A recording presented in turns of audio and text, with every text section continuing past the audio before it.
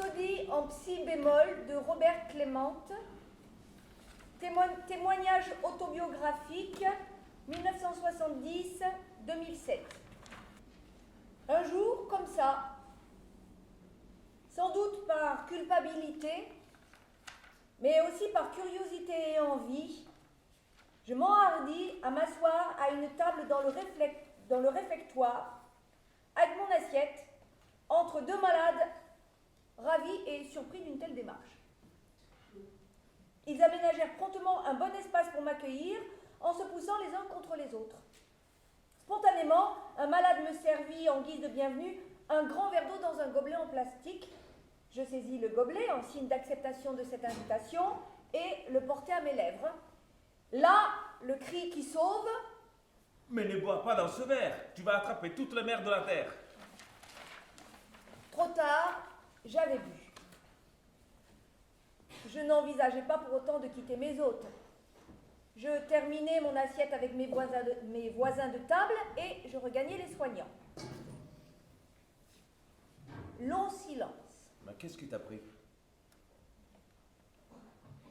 Les commentaires, à la fois compatissants et éducatifs, censés éclairer mon ignorance. D'accord, ça part d'un bon sentiment, mais il faut faire attention. La plupart sont pleins de maladies dermatologiques insoignables, car ils sont toujours sales. La gale est fréquente, et en plus, beaucoup ont la syphilis. La syphilis? La grande peur de l'époque, le sida de maintenant. Tu peux l'attraper rien qu'en les touchant. Certains me conseillèrent même de me faire piquer. Fais-toi faire un test, pris à temps, avec les antibiotiques, ça se soigne bien. Ils me proposèrent de pratiquer la prise de sang immédiatement. Comment refuser devant tant de sollicitude? Du coup, avec la peur au ventre, j'ai attendu le résultat dans l'angoisse. Ouf, rien. Mais les commentaires se voulaient mesurer. Il faudra toutefois refaire la prise de sang dans 3 mois. Et le malade, il a la syphilis au moins? Non, mais on ne sait jamais. Il faudrait vivre dans la crainte en permanence? Si on les écoute, tous les malades sont syphilitiques.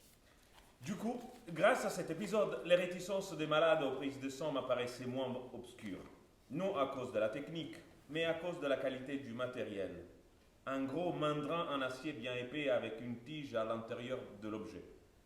C'est douloureux, et ça dure longtemps. En souvenir, un bel hématome te permettait de mieux comprendre ces étranges traces sur l'avant-bras ou le dessus de la main que certains malades gardaient comme une décalcomanie, longue à s'estomper, presque un tatouage. La syphilis faisait l'objet d'un dépistage systématique, obligatoire pour chaque malade admis. Pour autant, peu de malades étaient atteints. Quelques anciens, déjà soignés et même blanchis, toujours suspectés d'être contagieux, gardaient l'étiquette comme s'ils avaient récupéré la peste en retour, et quelques-uns sous traitement injectable de pénicilline. Les infirmières redoutaient même de faire l'injection, tant la crainte de la contagion était grande. Je découvrais cette maladie redoutable, mais soignable, dans ce nouveau monde de la folie. La syphilis ne concernait que cette population, et une fois de plus, en tant que calamité, 2 grandes maladies faisaient l'objet de dépistage systématique, la syphilis et la tuberculose, avec la radiographie pulmonaire, même suivie pour les 2 fléaux, à l'entrée et ensuite périodiquement et régulièrement. 2 redoutables fléaux, vestiges du passé, mais alors, vraiment pas très anciens? Cette tentative de faire avec les malades eut vite fait d'être rangée dans le sac à curiosité facétieuse que les infirmiers commençaient à m'attribuer. Toi alors, tu voulais manger avec les malades? Ça va pas, non? Manger avec les malades, mais quelle idée! Repas thérapeutique ou pas, les malades impliqués dans l'opération repas bénéficiaient des privilèges parfois conséquents. Le privilège majeur étant la possibilité de constituer des stocks, véritables réserves de denrées négociables. Des carrés de chocolat, des fromages, les fruits pas assez mûrs, comme les bananes, constituaient avec les oranges et les pommes une véritable source de revenus. L'amélioration de l'ordinaire, une véritable activité lucrative et rentable. Certains produits laitiers, comme les flans et yaourts, étaient tout aussi prisés, surtout des nantis. La gourmandise, ça se paye. La clientèle était fidèle et essentiellement connue pour être en mesure de se payer un tel luxe. Bien entendu, l'infirmier bienveillant savait tout cela. Il acceptait de garder au frigo de l'office les produits fragiles et périssables, en reconnaissance des services rendus. Les malades se montraient bienveillants envers moi. Était-ce dû à mon jeune âge, ma gentillesse? Pour moi, il était normal d'être gentil. Manifestement, les malades étaient sensibles à ces petites attentions, même anodines, qui semblaient décalées par rapport à l'ambiance de vie quotidienne, illustrée le plus souvent par des propos un peu frustes, un peu rudes, sans pour autant être réellement agressifs. Cela valait aussi bien pour les malades que pour les soignants entre eux et les malades entre eux. Bien entendu, on retrouvait cette pratique dans la communication qui reliait les deux populations. On parlerait aujourd'hui de relations soignant-soigné. C'est essentiellement le respect qui est apprécié. Le fait de maintenir le malade dans la reconnaissance singulière facilite la rencontre et surtout les rencontres à venir. Rien que l'emploi du vous à la place du tu, généralisé, éclairait le visage de l'intéressé qui, du coup, devenait important. Je n'ai jamais vraiment admis que l'on tutoie délibérément et systématiquement le malade. Cette pratique du tutoiement me mettait mal à l'aise. En fonction des personnes concernées, cela donnait à voir un jeune con y aller à tu et à toi, assuré et fier de parler de sa place de supérieur, puisque soignant, en s'adressant à une personne respectable, souffrante, malade, qui, de plus, aurait pu être son père. Comme si le statut de malade autorisait tout à l'autre, le non-malade. Généralement, je considérais avec bienveillance le tutoiement des malades en réponse à mon vouvoiement. Je percevais dans ce code comme une sensation de reconnaissance mutuelle et affective. Quoi qu'il en soit, j'avais noté que cette posture favorisait bien des choses. Pouvoir parler et être entendu, par exemple. Un peu comme si le fait de dire « vous » véhiculait plus de sérieux, de raisonnable, plus de sens. Je commençais ainsi à passer de plus en plus de temps avec les malades. Bien entendu, ce temps, il fallait le saisir hors obligations et prérogatives strictes, dictées par le nécessaire. Les anciens avaient une considération du nécessaire bien à eux. J'avais déjà questionné le nécessaire, puisqu'il était souvent argumenté en tant que lourdeur du travail. Les quelques réponses accordées se rejoignaient toutes autour de l'incontournable à réaliser. C'est vrai, j'aurais pu le comprendre, ça. S'acquitter du requis, de tout ce qu'il faut absolument faire, mais pas plus. Ça prend déjà bien assez de temps. C'était quand même mieux en guise de réponse qu'un pfff, accompagné d'un balancement de tête, désappointé. Il serait capable de chronométrer le nécessaire. C'est quoi le pas plus? Je n'imaginais pas que le temps puisse ainsi préoccuper les esprits. Il faudrait se dépêcher de tout faire. Du temps, malgré l'incontournable, il y en avait. Moi, ce temps libre enfin dégagé des obligations, cela m'allait. Je ne me sentais pas seul, puisqu'avec les malades, mais préoccupé. Et les autres, les collègues, ils s'ennuient. Partie de boules, partie de cartes, parler un peu de tout et de rien. Surtout, écouter celui qui parle de tout et de rien. L'après-midi, quand la météo ne permettait pas les parties de boules, j'apportais de la pâte à modeler, payée de ma poche car le budget pour les activités n'existait pas encore. Et j'ai fabriqué 2 équipes de foot avec des petits bonhommes, exactement aux couleurs de l'OM, des Reims ou Saint-Étienne. Après avoir dessiné le terrain à la craie sur un support, je faisais vivre le match, à la main, en bougeant tour à tour le joueur avec le petit ballon, lui aussi en pâte à modeler, tout en assurant le commentaire à haute voix et avec les vrais noms de joueurs de l'époque. Le match comme si on était. Il y avait même les cages, équipées de filets réalisés grâce à des petits morceaux de filet et de petits oignons. Encouragé par ce succès, j'avais fabriqué aussi un jeu de boules en pâte à modeler, pour jouer dedans en cas de pluie. La privation de liberté, même dans le sens des intérêts du malade, est toujours difficile à vivre, surtout quand on ne l'accepte pas, on ne la comprend pas. Il faut quand même vivre avec les malades qui ne peuvent pas sortir du pavillon, quelles que soient les conditions météo, non? Ces hospitalisations sous contrainte répondaient à la prescription d'une loi datant de 1838.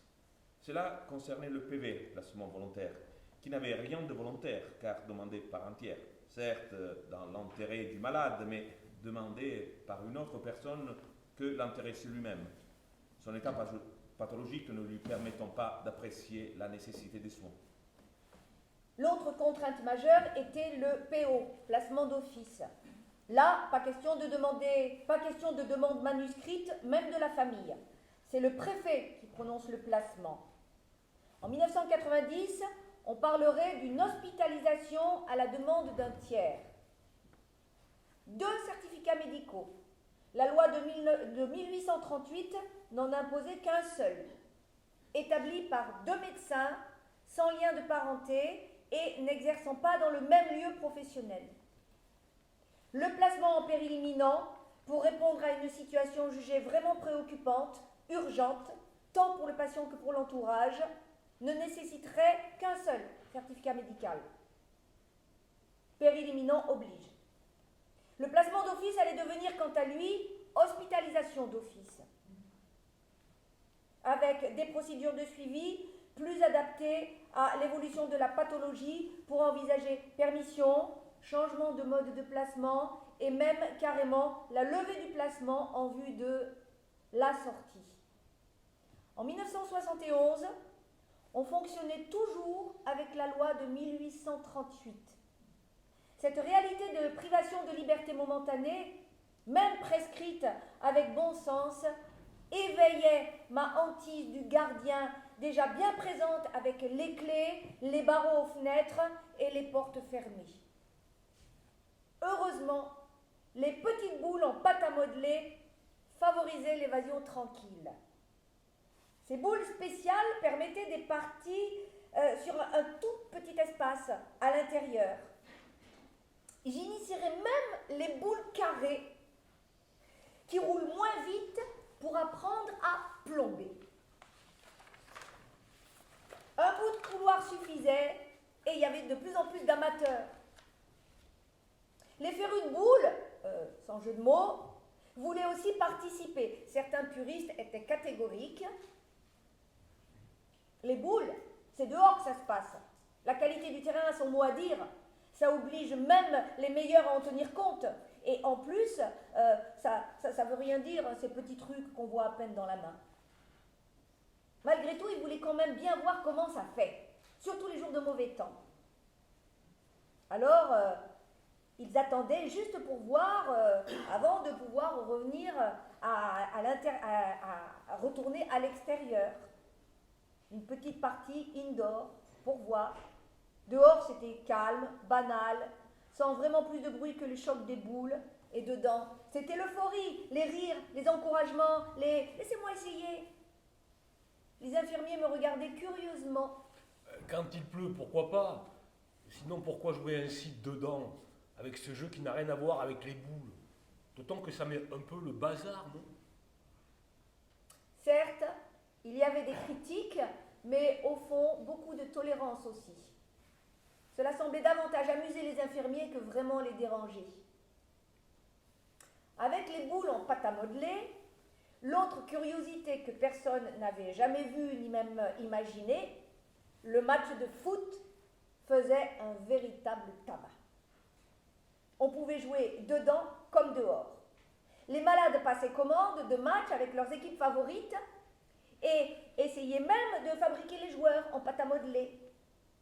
Certains, et pas des plus commodes, s'évertuaient même à bouger eux-mêmes les joueurs en pâte à modeler avec leurs grosses mains afin de défendre leur équipe et sans écraser les petites figurines. Tous les noms des footballeurs célèbres y passaient, qu'ils jouent vraiment ou non dans l'équipe choisie. Pelé, Coppa, Di Stefano et Lev Yachine. Parfois j'en arrivais à me fâcher. Yachine, c'est un goal. C'est le seul gardien de but qui a reçu le ballon d'or. Hein, c'est pas un avant-centre. J'avais l'agréable sensation d'être bien, que je me donnais le temps devoir pour continuer ou arrêter. En tout cas, j'étais heureux d'arriver et je partais content.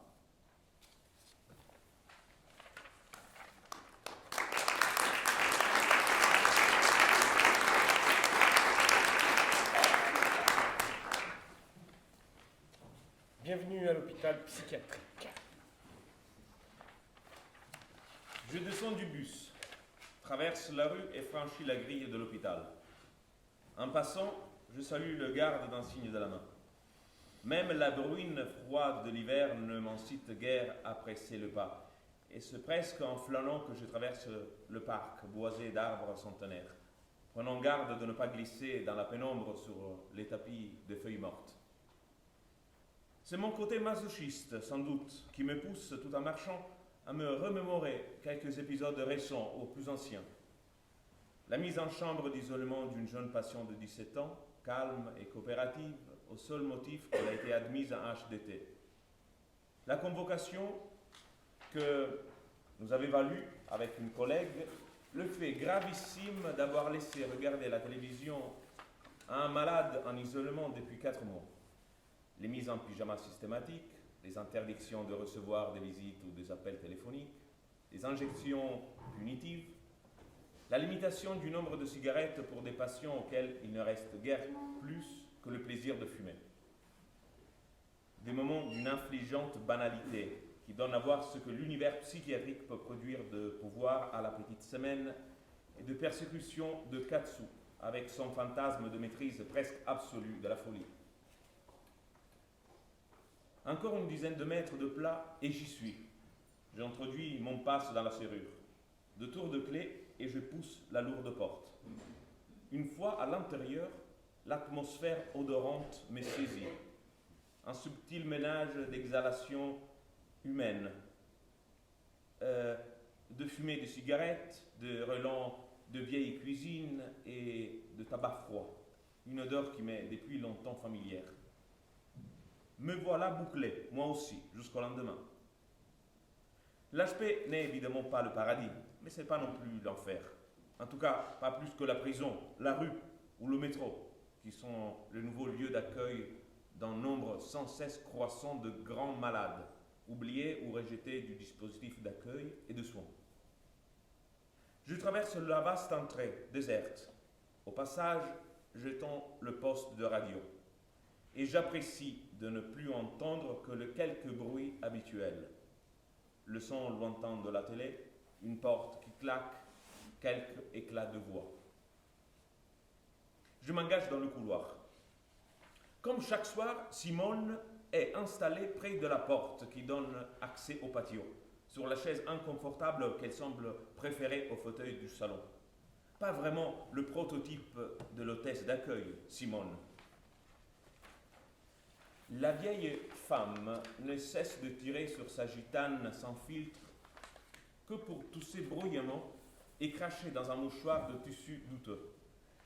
Son large sourire sarcastique et figé me laisse aisément deviner une bouche en grande partie édentée, parsemée de chicots. T'as une clope, mon gars? Je lui sers une réponse d'infirmier presque modèle. Plus tard, vous êtes déjà en train de fumer, Simone. Tu m'en fileras une autre après, hein, mon gars? Mais oui, T'es un bon gars, toi. c'est mon jour de chance. La vieille patiente n'est pas toujours dans d'aussi bonnes dispositions, loin de là. Je suis davantage habitué à quelques invectives agrémentées de remarques très imagées sur les parties de mon anatomie et quelques révélations sur les mœurs du personnel. C'est pas compliqué. Les hommes sont des pédés et des fils de pute. Les femmes, c'est des gouines comme leur mère. Elle était pute, justement, Simone. À 20 ans, belle, naïve et vulnérable, et sûrement fragile psychologiquement, aux grandes dames de ses parents qui ne voudront plus en entendre parler, elle s'amourache d'un type peu recommandable, lequel, très vite, la met sur le trottoir. Elle tapine 10 années durant, jusqu'au soir où son œil gauche éclate sur le point d'un maquereau irascible qui, manifestement très contrariée, en profite par la même occasion pour lui brûler le bout de sang avec un briquet. Alors Simone avale des médicaments qu'elle fait glisser avec une bouteille de rosé, avant de se jeter par une fenêtre du 3e étage d'un hôtel du quartier dans lequel elle officie. Dans l'histoire, Simone perd son œil gauche, additionne plusieurs fractures et se réfugie dans une décompensation psychiatrique. Une fois ses membres réparés, elle est vue par un psychiatre qui l'expédie à l'HP, d'où elle ne ressortira pas. Personne n'a jamais pu rafistoler l'esprit en miettes de Simone. Durant ses premières années d'hospitalisation, elle exerce ses talents dans les coins discrets du parc, moyennant un billet ou un paquet de cigarettes. Plus récemment, les quelques tentatives pour en installer une maison de retraite se sont soldées par de cuisants échecs. Elle est trop agressive et grossière, Simone. Insupportable. Il est vrai que son vocabulaire coloré, très expressif et direct peut heurter, mais après 10 ans de tapin et 30 ans d'HP, on ne peut pas tout de même pas exiger de Simone qu'elle récite du Claudel. Non plus qu'elle aime les gens. Puisque personne ne veut de la vieille chronique, elle reste là, passant ses journées à griller ses gitanes, à vociférer et à débiter des grossièretés, sorte de symbole d'une existence gâchée, puis rejetée avant d'être oubliée. Qui pourrait s'intéresser à une vieille prostituée psychotique, borgne et acariâtre? Derrière moi, j'entends la toux grasse de la vieille femme et j'imagine sans mal l'aspect du crachat qui rejoint les autres dans un mouchoir crasseux. Bienvenue à l'hôpital psychiatrique, me dis-je en moi-même, tandis que je pousse la porte et pénètre dans le bureau des infirmiers. J'ai l'impression de sentir physiquement sur mes épaules le poids d'une immense lassitude et l'ennui que transpirent ces lieux. Je salue mes collègues, ôte mon manteau et pose mon sac sur le sol. Une infirmière, occupée à mettre de l'ordre dans un dossier, me met en garde. Fais gaffe à tes affaires, les cafards sont de retour. On en a vu passer 3 ou 4 cet après-midi. Les mecs de l'hygiène doivent passer, s'en occuper demain. Je soupire en ramassant mon sac que j'accroche à la poignée d'un placard. Puis je me laisse lourdement tomber sur une chaise avant d'allumer une cigarette, les yeux fixés sur l'affiche placardée juste en face de moi, qui annonce les dates et les titres des séminaires de psychanalyse de la nouvelle année qui approche. Inévitablement, la tête de Freud orne la grande feuille de papier glacé. Le célèbre barbu, au regard malicieux, doit se demander à quel titre il est convoqué en pareil endroit. Je crois que lorsque l'on a une idée un peu précise de la nature des pratiques qui ont cours en psychiatrie, on peut légitimement s'interroger avec lui. J'ai exercé dans pas mal d'endroits différents et dans tous, la psychanalyse ne m'est jamais apparue autrement que comme une sorte de faire-valoir, de caution intellectuelle destinée à masquer la pauvreté intrinsèque des discours et des pensées qui produisent un pouvoir et une violence ordinaire, propre, toujours justifiable par la très commode nécessité de soins, notion qui autorise l'application avec la convention de faire le bien. Des fameux adages qui proclament pour l'un que la fin justifie les moyens, pour l'autre que nécessité fait loi. Adages qui, soit dit en passant, sont des définitions possibles de l'arbitraire. Mais la volonté de guérir ne se laisse pas distraire par quelques détails de second ordre. La nuit commence à peine que déjà je voudrais être ailleurs. Je cumule pas mal d'années de travail au sein de différentes structures de soins psychiatriques. Malgré cela, j'ai toujours, en arrivant, comme une boule qui me pèse sur l'estomac. Je la connais bien, depuis le temps. Et je sais qu'elle aura disparu d'ici 1 heure, tout au plus. Et rien de grave, donc. Elle traduit, je crois, une sorte d'angoisse diffuse, un malaise, que je mets sur le compte d'une certaine culpabilité.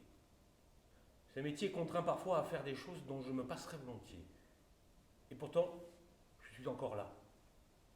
J'ai souvent cherché à percer le secret d'une telle longévité. Presque systématiquement, j'en viens à des rationalisations aux limites de la morbidité, en me demandant, par exemple, qui voudrait d'un type qui a passé son existence à côtoyer des dingues.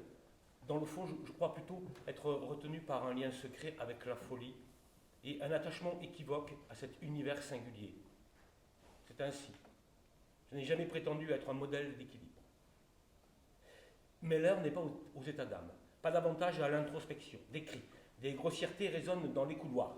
C'est Simone qui insulte copieusement Audrey, une jeune patiente qui s'est imprudemment aventurée sur son territoire. Connasse! Sur un territoire que la vieille psychotique considère comme appartenant. Lui Tire-toi, Poufias! Audrey vient se réfugier en piaillant dans le bureau. Une collègue essaie de la rassurer tandis que je me lève sous son bureau, sors du bureau pour aller amonester en vain une Simone hilare qui ne manque pas de débiter un chapelet de grossièreté à mon intention. Mais va te faire enculer, ta soeur la pute! Je bats en retrait. Bien conscient que je ne fais pas le poids, et reviens dans le bureau en même temps que la collègue qui a escorté Audrey jusqu'au salon et l'a installée devant la porte et devant le poste de télévision. L'équipe d'après-midi est au grand complet dans le bureau. 2 infirmières et un aide-soignant. Pour s'occuper de 28 patients, c'est quand même un peu juste. Et l'essentiel de l'activité se résume à la gestion du quotidien et à du gardiennage. Les soins, quant à eux, sont réduits à la portion congrue et se résument en la distribution des médicaments dont les quantités tendent à être inversement proportionnelles au nombre d'infirmiers présents. Mes collègues me proposent d'attendre l'arrivée du second infirmier de nuit pour commencer la transmission, les transmissions. À mon sourire résigné, ils comprennent. T'es encore tout seul cette nuit? Je le crains, oui. Entre les congés, les maladies et les accidents du travail, il ne reste plus grand monde. On pourrait faire venir des intérimaires quand même. Je rigole avant de répondre. Tout le budget pour ça est bouffé depuis la mi-octobre, semble-t-il. C'est pas croyable, ils se foutent même de la sécurité maintenant. Mais non, ils ne se foutent de rien, au contraire. Comment ne pas deviner dans cette déliquescence la sournoise programmation du pourrissement progressif de ces services publics qui est la charge des plus fragiles et des plus vulnérables, dont notre société se désintéresse de plus en plus, les laissant rejoindre le champ inhospitalier hostile de la grande exclusion. On démarre les transmissions. Alors, rien d'essentiel aujourd'hui, 2 ou 3 petites altercations, la crise de larmes habituelle de la petite Dorothée en fin de journée, quand elle a compris qu'une fois de plus, ses parents ne viendraient pas la visiter, contrairement à ce qu'ils avaient promis. La seule vraie nouvelle de la journée, c'est la mise en chambre d'isolement du jeune patient entré la veille et qui, en fin de matinée, a voulu frapper l'interne. Copieusement sédaté, il dort du sommeil du juste. Il sera possible de lui refaire une injection de 3 ampoules de l'Oxapac s'il s'agit. Il n'y a pas eu d'entrant au cours des dernières 24 heures et aucune admission n'est prévue pour le moment du mois. Avec un peu de chance, la nuit pourrait être tranquille. Les collègues me souhaitent bon courage et prennent sans plus tarder la direction des vestiaires. Je me retrouve seul dans le bureau et allume une cigarette en me plongeant dans la contemplation du grand panneau mural couvert d'étiquettes de différentes couleurs censées offrir un aperçu panoramique de l'organisation du service. Mais à trop vouloir délimiter, préciser, hiérarchiser, on aboutit à une complexité aux limites de la confusion. Vu de ma place, cet organigramme multicolore a des airs de mosaïque. Toutefois, l'initié peut connaître d'un simple coup d'œil le nom de chaque patient présent, le numéro de la chambre qu'il occupe, le psychiatre qui le suit, les infirmiers référents et surtout le mode d'hospitalisation dont il relève, en fonction de la couleur de l'étiquette sur laquelle est inscrit son patronyme. Vert pour les hospitalisations libres. Pour les patients qui sont ici de leur plein gré, officiellement du moins. La réalité est parfois un peu plus complexe, car la notion de consentement en psychiatrie est souvent équivoque. En effet, d'une part, les informations fournies pour obtenir le consentement de la personne et s'éviter ainsi la mise en route d'une procédure de contrainte ne sont pas toujours d'une clarté exemplaire. D'autre part, le consentement à l'hospitalisation suppose-t-il un consentement à tous les soins? Jaune pour les HDT, hospitalisation sur la demande d'un tiers. Ceux-là sont trop malades pour pouvoir consentir à une hospitalisation et des soins dont ils ont pourtant grand besoin. Un proche bienveillant a donc décidé à leur place. Rouge, enfin, pour les HO, hospitalisation d'office. Un régime réservé aux trublions de l'ordre public et aux dangereux pour autrui. Les modes d'hospitalisation sans consentement m'ont toujours posé question, car ils sont avant tout, indépendamment de ce qui les motive, des privations de liberté prononcées en dehors des règles élémentaires du droit. Je suis encore plus surpris, à l'heure où la pleine citoyenneté des malades mentaux serait en passe de devenir une réalité, que ce droit d'exception qui s'applique à ces citoyens à part entière, que seraient les suspects de maladie mentale, ne provoque pas davantage d'émoi et ne soulève pas davantage de protestations. Je crains fort que le poids considérable des représentations interdise pour longtemps encore aux fous d'accéder à autre chose qu'une citoyenneté au rabais. Ni la gravité des troubles, ni le potentiel de dangerosité ne peuvent être directement corrélés au mode d'hospitalisation. Certains HL donnent plus de fil à retordre que des HDT ou même des HO. La psychiatrie, pas plus que le maintien de l'ordre, n'est une science exacte. Je suis tiré de ma contemplation par la douce voix de Simone. Elle injurie Sylvain.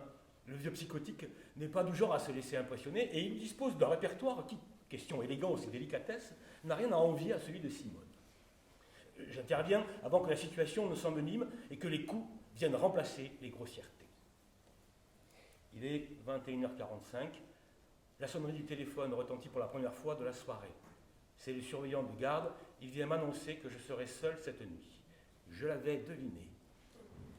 C'est la 5e fois en plus d'un mois et que je commence à m'habituer à tout ça. Je l'écoute.